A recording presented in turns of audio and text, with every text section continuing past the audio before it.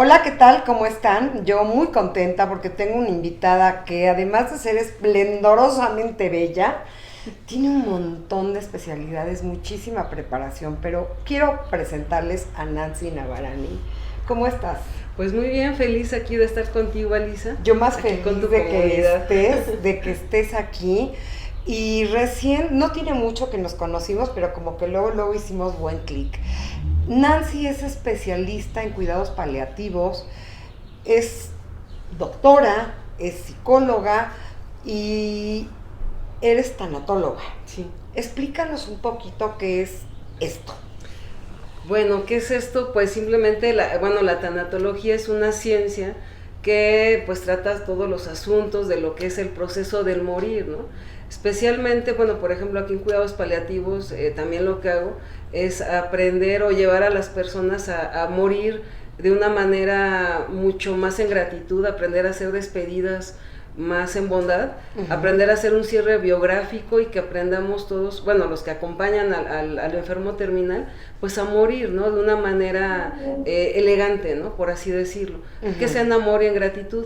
Y bueno, desde la tanatología es aprender bueno, es una cosa que yo digo que uno tiene que practicarlo siempre, aprender a morir antes de morir, porque como vives, mueres, ar vivendis, ar morendis. Entonces, si quieres morir en paz, en tranquilidad, en armonía, en gratitud, tienes que vivir una vida acorde a eso, ¿no? Y pues de eso se trata, ¿no? Prácticamente me la paso haciendo cultura del duelo, hablando de la muerte. Y esto pues tiene mucho beneficio porque hablar de la muerte trae muchos beneficios, como quitarnos el temor a hablar de la muerte, prepararnos para ese momento que todos vamos a pasar, o sea, nosotros, nuestros seres queridos. Por más que intentemos postergar la muerte, es algo que inevitablemente va a llegar, ¿no? Tú estudias medicina, ¿y en qué momento te decides por esta área, por ir pues a esta profundidad, ¿no? Porque siento que es algo mucho más del alma, del espíritu, de la mente, del corazón, poder ayudar a las personas en un proceso tan difícil. Sí, pues fíjate que fue en el momento en el que, bueno, ya van a ser justo este año 12 años, que perdí a mi familia, excepto a mi mamá, entre enfermedades, accidentes y pues bueno, accidentes y enfermedades principalmente, ¿no? Hubo un momento en el que en el mismo hospital, en el hospital militar, por pisos ahí tenía a mi hermano, a mi papá, a mi abuela, o sea, a todos, ¿no? Incluso hasta mi mamá, porque resulta que quien cuidaba al cuidador, ¿no? Principal, que era ella, y ella se enfermó de una úlcera sangrante, pues va a dar al hospital, ¿no? Y entonces ahí donde justamente me tocó ver el otro lado de la medicina, ¿no? En donde el paciente no nada más de ser un número, una cama, está el lado humano, ¿no? O sea, ¿quién acompañó, cómo acompañas a las personas en el tránsito del morir, en el proceso de morir? ¿Cómo alivias ese sufrimiento mental, ¿no? El físico está muy bien comprobado que que la medicina paliativa alivia perfectamente bien el dolor físico. Pero el temor es el miedo a morir, o sea, es decir, la angustia mental y existencial que causa el hecho de confrontarte con tu propia muerte, ¿no? Claro. Entonces eso es donde ahora incido también mucho, y por eso es que me fui completamente a los cuidados paliativos y a la tanatología, ¿no? Exactamente, para que nos entiendan, ¿qué son los cuidados paliativos? Los cuidados paliativos es una área, es una disciplina multidisciplinaria, donde participan pues médicos, psicólogos, tanatólogos, enfermeros, y bueno, y lo que se trata es como de capacitar, haz de cuenta, a las personas en lo que es el tránsito de la enfermedad, cuál es el curso de la enfermedad, para que puedan afrontar de una manera mucho más afectiva y efectiva el cuidado del enfermo, de su enfermo terminal. ¿Y esto para qué? Para que incluso no haya urgencias a las 2 de la mañana, y que en la familia vayan teniendo menos resistencia al desenlace final pues del proceso de vida, ¿no? O sea, que es el morir. Claro. Entonces muchas veces los pacientes, ¿no? O las familias, ¿no? Más bien no les queda muy claro, o tienen esta idea, ¿no? De que va a sobrevivir y a lo mejor ya tiene un cáncer muy avanzado, metástasis, y entonces, y piensa, sí va a salir, pues no va a salir, ¿no? Y muchas veces hay veces que uno les explica, ¿no? Oye, mira, este es el curso de la enfermedad, va a pasar esto, se va a suceder esto, y muchas veces lo toman como como que ay, son muy negativos, ¿no? O como que ya me lo mandan a morir, o incluso cuando se dice, se da el máximo beneficio en el hospital, es cuando justamente pues ya les decimos que es momento de que decidan, ¿no? Dónde quieren morir, digo, que vayan a su casa, y es cuando las personas dicen, que les mandamos a cuidados paliativos, y nos dicen, entonces ya me lo mandan a morir, ¿no? Pues no es que lo mandemos a morir, sino que todos vamos a morir, ¿no? Pero hay mucho por hacer en esa área, desde controlar el dolor, que la persona tenga confort y que tenga hasta el final de la vida una vida digna. ¿La terapia o todo este tratamiento es únicamente para el paciente o es también para la familia? No, para la familia. Es más para la familia. No, bueno, sí es para el paciente, es para los dos, porque digamos, se tiene que controlar el dolor en el paciente, ayudarle a hacer el cierre biográfico, disminuir la angustia mental, existencial que tiene, por confrontarse de una forma pues tan de frente, ¿no? Con la muerte, y bueno, y con los familiares, principalmente es entrenarlos como en el cuidado del paciente terminal, o sea, qué hacer, cómo hacer, o sea, digo algo que es muy, se me hace muy curioso, ¿no? Que de pronto cuando está el paciente en una etapa agónica, empieza con los estertores, ¿no? Así, ¿no? Y entonces eso le causa mucha angustia a la familia, y entonces empiezan, oye, pero por favor haz algo, que mira, se está ahogando.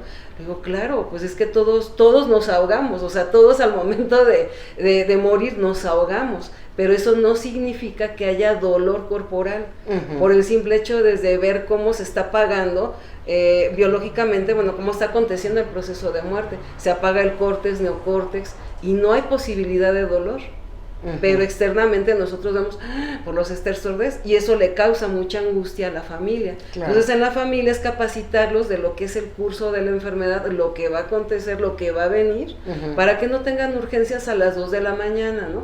O sea, que es decir, si a las 2 de la mañana le viene esta digamos ahogo, ¿no? Que están teniendo una emergencia dentro de la agonía del paciente, pues no tomen el taxi a las 2 de la mañana, yéndose al hospital, y se mueren en el taxi, y llega muerto al hospital. Entonces imagínate qué clase de... No, pues qué angustia más grande. Qué angustia, por no hablar francamente, de lo que es la muerte, cuál es el proceso, a qué nos vamos a enfrentar, cuál es el tránsito de morir, incluso biológicamente, cómo sucede la muerte. Entonces te hace escandaloso que, por ejemplo, en los libros de texto de primaria, se describe perfectamente bien cómo es que es la fecundación, cómo se fecunda el óvulo, el embrión, la mórula, todo este rollo. Y cómo inicia la vida, pero no de la muerte.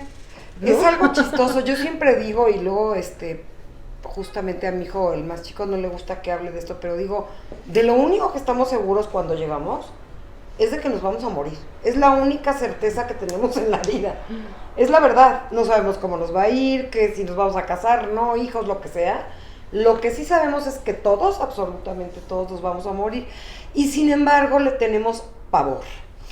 Ahora, en estos tiempos donde, pues, desgraciadamente hemos padecido esta terrible pandemia, debe ser muy complicado, ¿no? Porque de repente, pues, una persona está bien y de pronto hay tiempo de hacer algo de esto, hay tiempo de prepararse, o viene después de que la persona ya falleció. ¿También podemos ayudar o acompañar en esta pena? Sí, a los familiares, ¿no? Por ejemplo, ahorita, ¿no? Justamente con la pandemia, pues nos ha obligado a adaptarnos, ¿no? A la forma de vivir. La forma de vivir nos ha venido a cambiar con la pandemia. Entonces, por tanto, la forma de morir también, ¿no? Claro. Entonces, pues hay mucho por hacer. Por ejemplo, ahorita sí, por la cuestión sanitaria, por la cuestión del contagio, es un poquito más complicado, pero aún así hacemos acompañamiento, aunque no se hace en todos los hospitales, ¿no? Eso sí es muy claro. Y también hay mucho desconocimiento de los cuidados paliativos, ¿no? O sea, de que no se ha promocionado tal vez mucho, y ni siquiera la tanatología, ¿no? Qué bueno que mencionas esto. Si tú estás en un hospital, ¿puedes solicitar estos servicios? Sí, pero no todos los hospitales los tienen. Sí, no todos los tienen, porque realmente hay pocos especialistas, ¿no? Pero sí hay un área, digamos, que te orienta un poquito más o menos, y eso es especialmente en el área de oncología, ¿no? Porque es donde, bueno, está un poco más...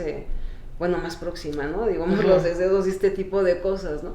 Pero muy poca, hay en pocos hospitales la tanatología, pero casi en todos, ahorita se está impulsando un poco más el hablar más de cuidados paliativos, de la cuestión tanatológica y de que hay mucho por hacer, ¿no? Ahora vamos a suponer en el peor de los casos que está una familia en el hospital y saben que uno de sus familiares va a fallecer.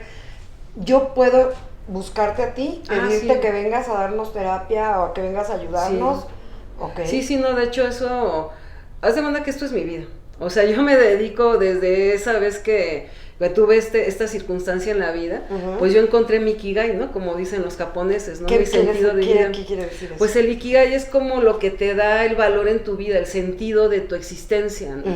Y muchas veces, bueno, como en mi caso, yo lo he descubierto pues después de una circunstancia tan fuerte que tuve, ¿no? Digo, quedarse sin familia pues no es algo fácil, claro. Y nada más estoy afortunadamente con mi mamá, ¿no? O sea, tú descubriste que lo tuyo sería ayudar a la gente. Sí. En este proceso tan bueno, difícil. También de por sí siempre me ha gustado desde muy pequeña, de hecho me valió eso ir al psicólogo, que mi papá decía, oye, pero pues tienes 6 años, o sea, ¿cómo es que te pones a jugar con la muerte? Ajá. Entonces desde muy pequeña yo sí tengo ese como, pues interés, ¿no? Por la muerte, cuestionarme de ese tipo de cosas, y muy en ese tenor, ¿no? Tú me comentabas hace un ratito, bueno, que tú te criaste en el hinduismo. Sí. ¿Y esto por qué sucedió? ¿Cómo fue? Porque eres mexicana. Sí. Ok. Sí, no, igual que yo creo que muchos, pues bueno, son católicos y esto, bueno, pues resulta que mi papá, ¿no? En algún momento él, estando en Los Ángeles, pues conoció, ¿no? Del hinduismo, ahora sí que viajando, entonces él le llamó mucho la filosofía, la forma de vida, que también realmente siento que ayuda mucho a aliviar y a pasar los tránsitos de la vida o las crisis de la vida de una manera mucho más benevolente, ¿no? Entonces, pues bueno, me creí ahí, pues hablo mucho de la reencarnación, digo, pero eso es personal, digo, eso realmente con cuidados paliativos y esto pues no lo mezclo, porque ahí más bien ellos, dependiendo de las creencias que tengan los pacientes, pues es como uno incide, ¿no? O sea, no es que voy yo y les pongo, ¿no? O sea, simplemente lo que es, ¿no? O sea, tratar dolor, ver la cuestión de duelos, por ejemplo, porque también eso se tiene que trabajar en el paciente. Pero bueno, ya personalmente, pues sí, soy hinduista, también me gusta muchísimo el budismo, también en parte lo practico, y bueno, pues siento que es algo muy bueno porque te ayuda como a aliviar mucho los sufrimientos, ¿no? A entender pues tu existencia mejor aquí en este mundo, el valor de tu propia existencia y hacerte responsable de la misma, ¿no? O sea, no esperar que papá, que mamá, el hijo, y esto especialmente a mí que me sucedió esta circunstancia, pues casi la mayoría de las personas tiene como un sostén, ¿no? O sea, como una familia que lo sostenga, ¿no? Y ahora a mí me queda claro que la vida es bien incierta, muy incierta, y el único sostén, pues, es el que yo podría generarme, ¿no? Y pues haciendo por la vida. Haciendo por la vida. Sí, bueno, tengo a mi mamá, digo, mi mamá es un ángel, ¿no? La verdad, y pero bueno, ella es mi soporte, pero bueno, también ahora ya ahora creo en que la muerte es real, ¿no? Porque esa es una cosa también, que cuando muchas personas tal vez no les ha tocado pues una circunstancia de muerte muy cercana, no creen en la muerte, o sea, es decir, sí sabemos intelectualmente que está, pero de eso a creer que nos va a pasar, no, o sea, le pasa al vecino, le pasa al de al lado, le pasa al de atrás, pero a mí, en mi familia, en mi casa, olvídate, como dicen, toco madera, ¿no? Pero justamente el hablar de la muerte trae muchos beneficios, ¿no? O sea, alivia el sufrimiento, prevés tus muertes, o sea, por ejemplo, siempre digo, ¿cómo piensas morir? O sea, ese día ya lo tienes en tu agenda, ya tienes tu voluntad anticipada, ya tienes tu testamento. Es más, incluso en tu funeral que quisieras que se dijera, ¿no? ¿Quieres ser inhumado o una cremación? ¿O cómo es? ¿No? O sea, así como, o sea, no sé, irse preparando, ¿no? Porque también hablar de la muerte te va educando en la vida. Y justamente educando en la vida es como cada crisis que uno tenga, incluso de vida, de enfermedad, de lo que sea, pues uno va aprendiendo como a transitarlas de una manera mucho más amable, ¿no? Y con el entendido de que pues en algún momento, pues tal vez no lleguemos a la vejez, tal vez no tengamos una enfermedad, pero de la muerte, como bien lo dices, nadie se va a salvar, ¿no? Y mientras más uno la viva negándolo, más sufres. Y cuando va a llegar el momento de la muerte, digo, excepción de que sea un accidente y una cosa así, pero si no, ¿qué va a pasar, no? O sea, ¿cómo vas a estar, no? Y cómo vas a vivir ese momento. Y los familiares también, ¿no?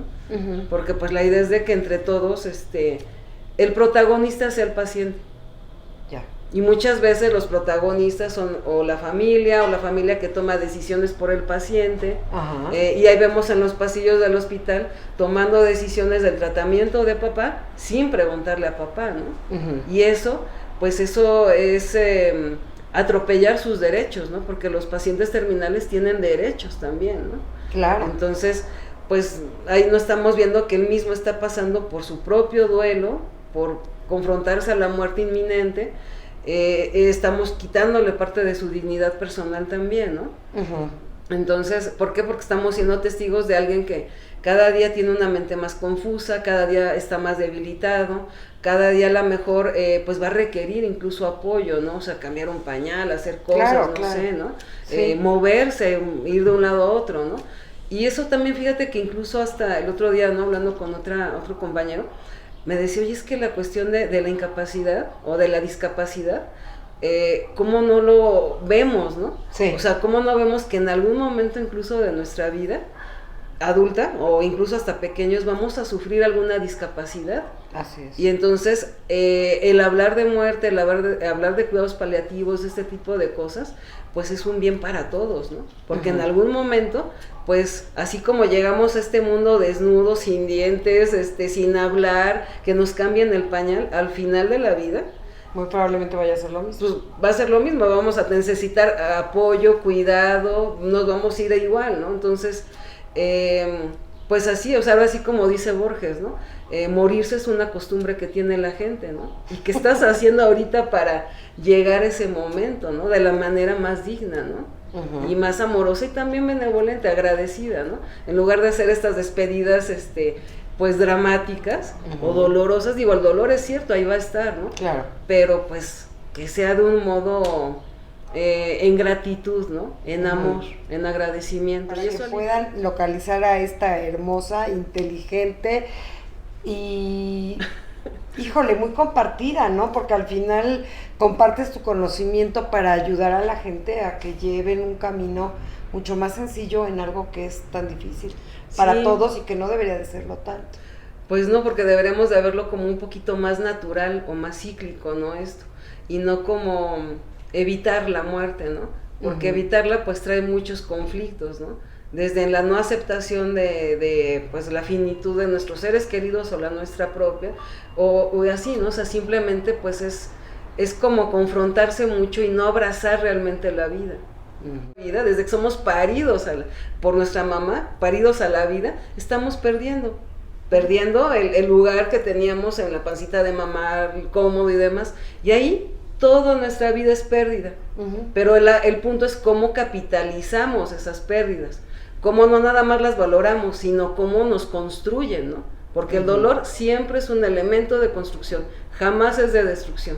Ay, qué importante eso, tomar nota en eso. El dolor es un elemento de construcción. Siempre es de construcción.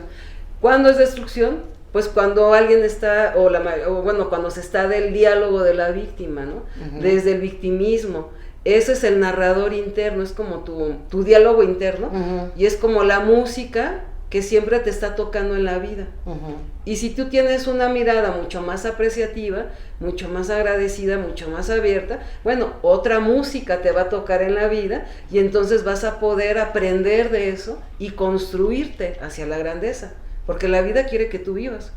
Claro. De hecho, la muerte nunca es la enemiga, jamás es enemiga. Uh-huh. O sea, es la hermana, ¿no? Nada más. Y la vida, o la muerte más bien es una coma en la vida.